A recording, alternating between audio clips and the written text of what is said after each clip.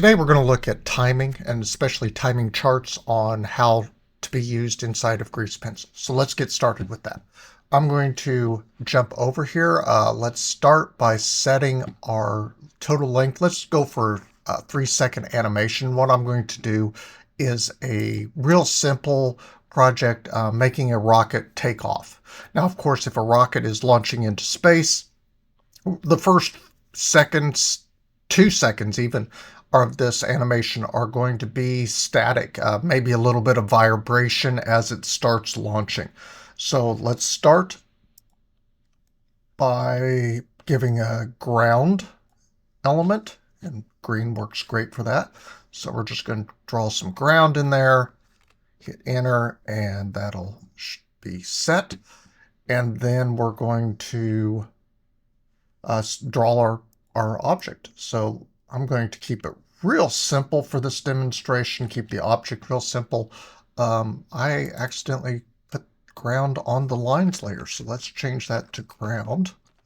And let's add a new layer and call that rocket. Okay. And we'll change the color of the rocket. What shall we have our rocket be? Let's make it blue so it stands out nice. Okay, we got that. And let's just make a simple cube like this and maybe give it a top to it.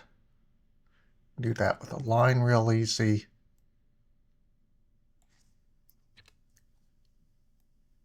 There we go. Very simple rocket. And that's all on my rocket layer. That works really great. We could fill it in if we wanted to, but I'm just going to keep this real simple for right now. And so we're ready to actually start animating it. Now, generally, if you're animating something like this, you're going to be getting a timing chart to do it. Now, a timing chart is industry tool used to show what the spacing should be. So let's look at the spacing this. So for the first 24 seconds, or the first set of frames, here's my animation. And for the most part, it's going to be fairly the same.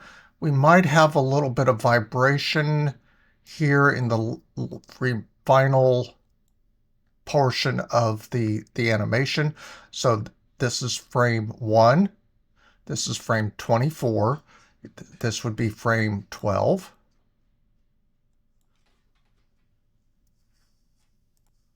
And then this would be frame 18. There we go. So, and then 24 down here. And I'm just using my mouse right now, so my drawing might be a little funky. I'll be switching over to using the drawing tablet very soon for our examples. Okay, so we've got that set. We've got our frame 1. That's what we expect for the first 24 frames. Then for the second 24 frames, 25 through 48, let's draw that up. So this is our first second, this is our second, and then we'll have our third second over here. As I said, we're going to just do 72 frames.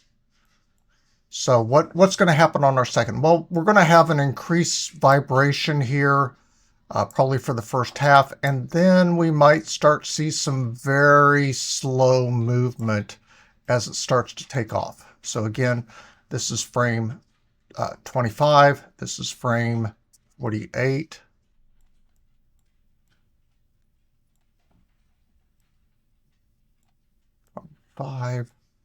And that shows what we're expecting to see in the animation. And then for frame 3, our movement's actually going to be very fast because the acceleration, and we're just going to do one very fast movement for the final. Okay, so that's what it should look like. So I'm over here in edit mode now, and we're ready to start making this thing move. So let's select our rocket.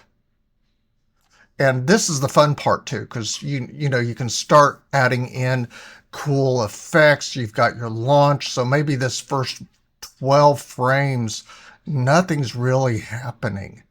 And then frame 12, we could add in, let's jump back here to our draw mode. Maybe ignition starts happening here at 12. And so I want a little bit of, let's go over here, use pencil, and I'm going to change my, let's add a layer for this. And this is going to be for smoke or steam or whatever starts happening. So at frame 12, we could have change our color so it's the right shade. And it's going to be more whitish, isn't it? If it's more of a steam, there we go. And start, oops, I didn't. I'm still online. Jump back over here. And draw in some, wow. Okay, we'll get it right here in a second. Draw it back to white, a little more grayish, there we go. And we're gonna start seeing some smoke happening here as ignition starts happening. Good, now we can see we got our first keyframe there is now at 12. And then we can move over here and we've got, according to our chart, at frame 18, our rocket is going to start vibrating. So we'll jump over here to edit mode. We will select the rocket and just move it just a teeny little bit for what we want it to do. So we're going to go to move mode and move it a little bit. Go over here to frame 19, move it back a little bit. And our onion skinning is so valuable right here. But we just want to show some vibration happening for these next few frames, that things are happening here. And this is the fun part where we can really have stuff happening. Okay, that's pretty good. Don't forget, you can go ahead and move around with your smoke as well. So I could go over here and select the smoke that I originally drew. And maybe we expand that. Maybe we sculpt that so that it transforms.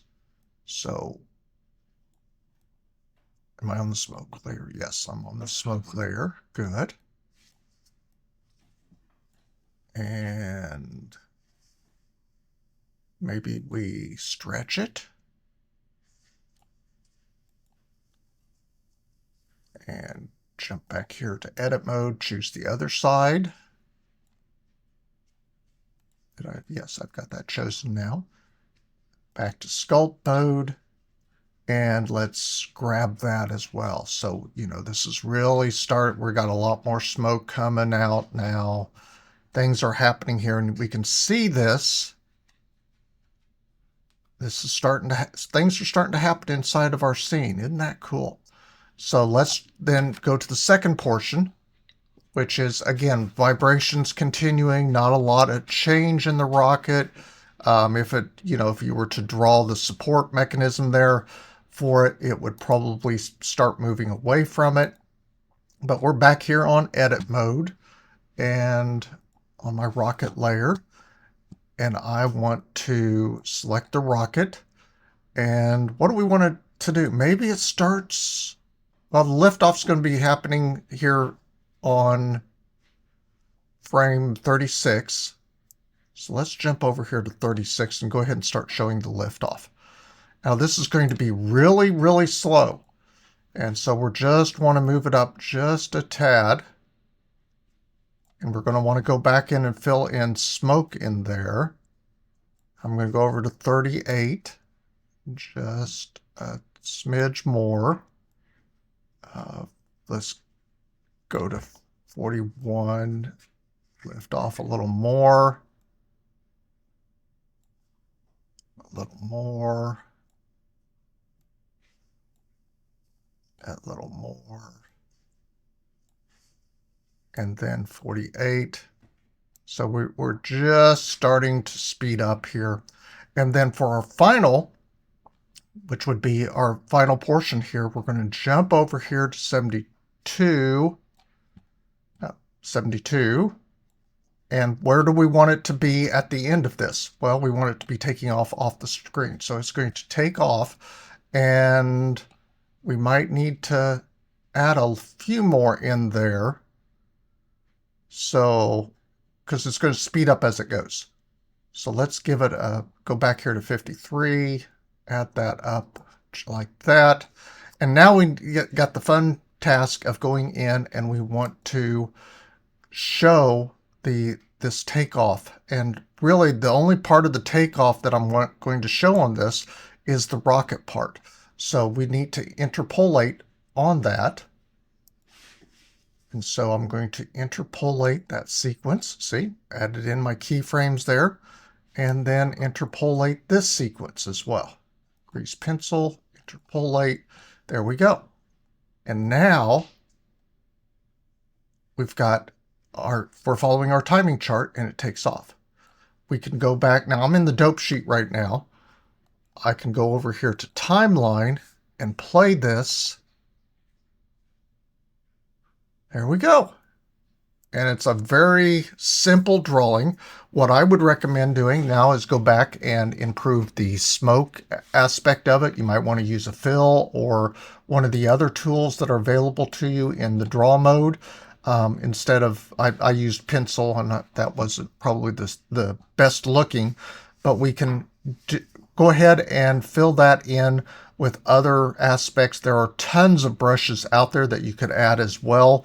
We'll talk about that in a later video on how to use different and add brushes to your scene or create your own brushes for creating great animations. So again, this is what I'm shooting for right here is to show timing and how to use a timing chart for being able to do that. If you're doing this as an assignment, I recommend including your time chart in what you submit with the Blender file. Good job. I can't wait to see what you create.